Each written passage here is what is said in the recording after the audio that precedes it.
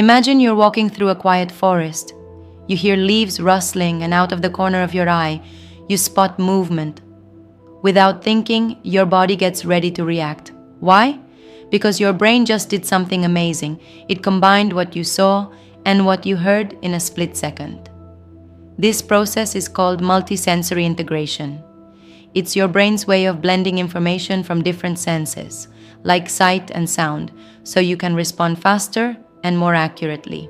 Scientists from the University of Rochester and University College Dublin wanted to know exactly how the brain does this.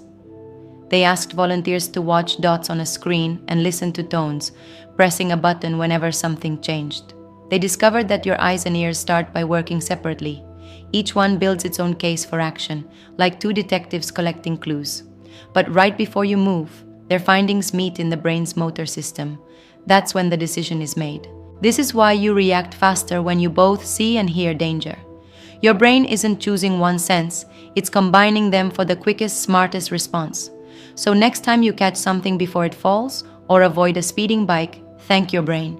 Your senses might work separately, but together, they're unstoppable.